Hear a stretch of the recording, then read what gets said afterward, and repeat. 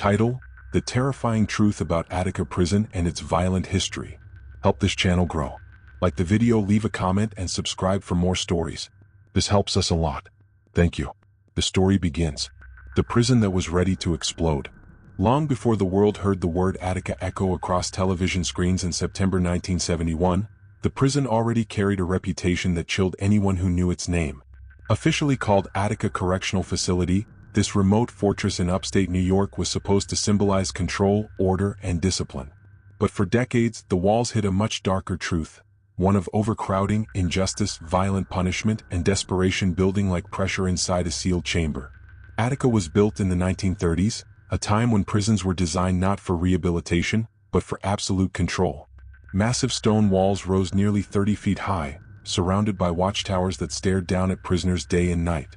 Inside, the atmosphere was cold, rigid, and constantly tense. Inmates marched everywhere in straight lines. Speaking without permission was a punishable offense. Eye contact with guards could be interpreted as disrespect, and punishments were swift. By 1971, Attica held more than 2,200 inmates, nearly half beyond its intended capacity. Roughly 65% of the men were Black or Latino, yet almost every correctional officer was white. Cultural tensions simmered between staff and inmates, worsened by racial slurs, unequal treatment, and strict discipline. Many prisoners told investigators later that Attica felt like a pressure cooker with no valve. Conditions inside were bleak. Prisoners were allowed one shower per week. Mail was routinely censored. Visiting hours were limited, and educational opportunities were scarce. Most men spent their days performing repetitive, low-paying labor in workshops with almost no chance for advancement. Healthcare was minimal. Inmates later said that people often waited weeks or months for medical care. Some died waiting. Meals were equally grim. Breakfast often included a single slice of bread, a spoonful of oatmeal, and weak coffee. Lunch and dinner rotated between canned vegetables, dry potatoes, and small meat portions. Men joked that even the food tasted like punishment. Tension inside Attica grew worse as the country outside entered a period of intense social upheaval. The civil rights movement, anti-war protests, and rising awareness of racial inequality made many inmates more vocal about the injustices they faced.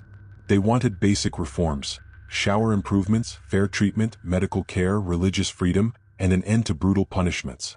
But every request was repeatedly denied. Things finally reached a breaking point in the summer of 1971. Inmates began writing petitions demanding change, signing their names under the risk of retaliation. A few correctional officers quietly agreed that conditions needed improvement, but the system resisted any reforms. Instead, tensions grew sharper.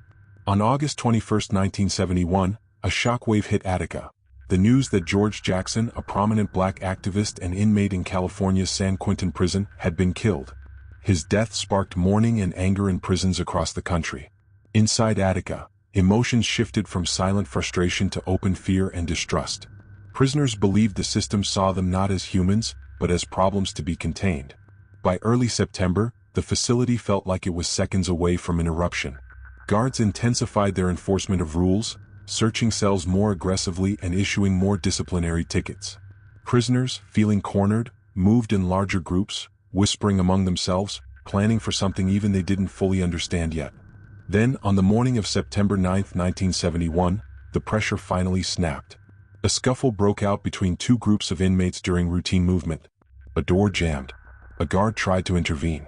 And in minutes, hundreds of prisoners surged into corridors, overpowering officers and seizing control of multiple cell blocks. Smoke, shouting, running, Attica exploded in chaos. More than 1,200 inmates took control of D-Yard, the prison's largest outdoor area. They captured several hostages. And within hours, the outside world realized that Attica was no longer just a prison. It had become the center of one of the most significant uprisings in American history. Helicopters circled overhead. State police surrounded the facility. Reporters gathered at the gates. The men inside were desperate, but many were also determined. They believed this was their only chance to demand humane treatment, and they were willing to risk everything to be heard. The world now waited to see whether Attica would turn into a negotiation or a tragedy. Negotiations, despair, and the ticking clock. When the dust settled in the first chaotic hours of the Attica uprising, something unexpected happened. Instead of descending deeper into violence, the inmates, now in control of D-Yard, began organizing themselves. It was tense, loud, and unpredictable, but it wasn't the bloodbath the state initially feared. In fact, the prisoners quickly set up medical areas, food distribution stations, and even teams to protect the hostages. From the outside, it was shocking. Some of the most feared inmates in New York State were suddenly negotiating for human rights while trying to keep captured officers alive. Inside the yard, ropes and blankets were tied between fences to create makeshift shelters. Inmate leaders, many from different racial, religious, and political backgrounds, formed a council to speak for the group. Their main message was simple. We are men. We want to be treated like men. Their demands included adequate medical care, religious freedom, access to education, fair visitation rights, no retaliation after surrender, an end to physical punishment, food, water, and sanitation improvements. Some were extreme. Some were modest. All reflected the conditions they had endured for years. For a moment, it seemed possible that real change might happen. Meanwhile, outside Attica, the world was watching. Reporters crowded the gates. Families of the hostages prayed and cried. Politicians debated how to handle the crisis. Governor Nelson Rockefeller, a powerful figure with national ambitions, refused to come to the prison in person, a decision that would later haunt his legacy. Instead, he authorized negotiators, religious leaders, and civil rights advocates to enter D-Yard. Among them was Bobby Seale, a well-known Black Panther leader, and Tom Wicker, a respected New York Times journalist. They were stunned by what they saw. Thousands of prisoners organized with surprising order, standing shoulder to shoulder, united by fear and purpose.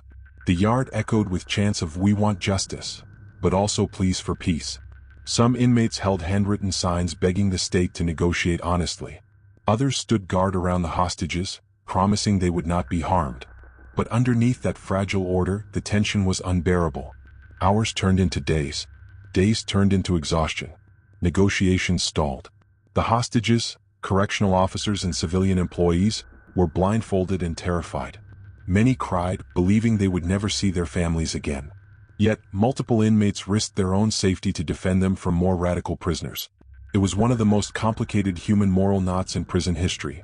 Men who had committed violent crimes fighting to protect the very officers who once locked their cell doors. As the standoff stretched, hopes began to crack. Rumors spread like wildfire. Troopers are coming tonight. They're going to gas us. They won't negotiate anymore. The fear of retaliation was immense. Most inmates believed that if they surrendered without guarantees they would be beaten, or worse. Some prayed. Some wrote final letters. Others clenched fists, ready to die before returning to the lives they had lived before. The state's patience was wearing thin. Guard unions demanded action. Politicians insisted force was needed. Families of the hostages begged for a peaceful resolution. And yet, Governor Rockefeller remained firm. He would not come and he would not grant amnesty to the men involved. By the evening of September 12th, the mood changed. Helicopters circled lower. Troopers outside adjusted their positions. The air tasted different, cold, charged, electric. Inside the yard, inmates sensed the shift instantly. Leaders tried to calm everyone, shouting that negotiations were still possible, but their voices were lost in the rising panic. Late that night, a message came from the state. Negotiations had failed. Those words moved through the yard like a shockwave. Some inmates cried openly. Others hugged their friends. Even the hostages sobbed through their blindfolds. Everyone understood what it meant. The storm was coming. A deadly one. As dawn approached on September 13, 1971, the sky over Attica darkened with low clouds. Outside the prison walls, hundreds of state troopers, sharpshooters, and correctional officers prepared for Operation Breakthrough, a retaking of the prison by force. Inside the yard, 1,200 inmates stood in a tight crowd. Some still held signs pleading for peace. Others braced themselves for what they believed would be the final moments of their lives. Just after 9:45 a.m., a helicopter rose into the air and hovered over D-Yard. A voice boomed through the loudspeaker. "This is the state of New York. Surrender your weapons. You will not be harmed." But the men below did not believe it. They had heard too many lies before. 10 seconds later, gas canisters rained down from the sky. Everything dissolved into chaos. And Attica's darkest hour began. The bloodiest prison retaking in U.S. history. The gas dropped on Attica's D-Yard hit like a silent explosion. A thick gray cloud rolled across the concrete, burning into the eyes, throats, and lungs of more than 1,200 inmates, and the hostages still trapped among them. Men choked, collapsed, clawed at the air, and stumbled blindly across the yard as the helicopter circled overhead, drowning the noise with its heavy mechanical roar. For a few seconds there was only confusion. Then the shots began. State troopers, correctional officers, and sharpshooters positioned on the catwalks and rooftops around the yard opened fire through the haze. They fired shotguns, rifles, and pistols, firing into a crowd where inmates and hostages were indistinguishable. Officers later claimed they were aiming at threats, but the gas blinded everyone. Many fired in panic. Many fired without clear targets. And many fired in anger. The gunfire lasted only minutes, but in those minutes the world inside Attica collapsed into horror. Men fell on top of one another, bleeding and gasping. Unarmed prisoners crawled, trying to escape the onslaught. Hostages screamed for help, their hands still tied. Others were hit while lying helpless on the ground.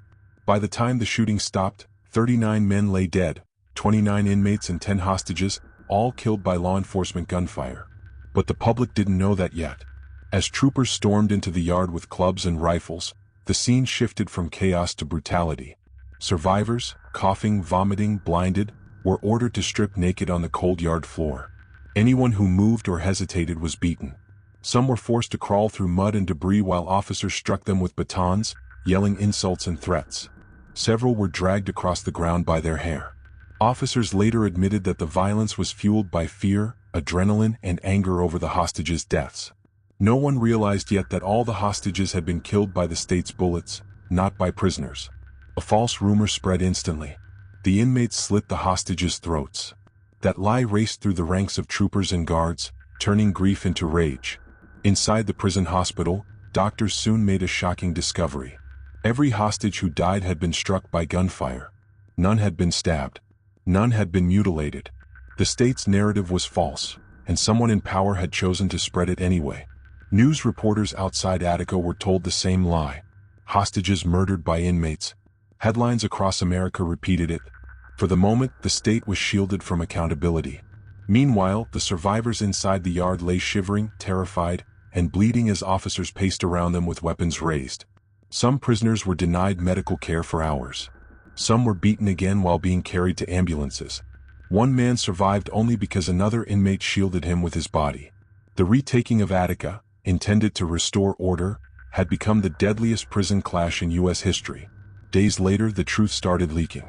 The medical examiner publicly confirmed. Every hostage died from law enforcement bullets. Not one injury came from inmates. ***. Newspapers erupted. Families of the hostages were devastated. They had been told their loved ones were butchered by prisoners, only to learn the state killed them and then blamed the inmates who tried to protect them. The cover-up began to unravel. Investigations followed, lasting years. Lawsuits piled up from inmates and families of the hostages. Officers accused one another.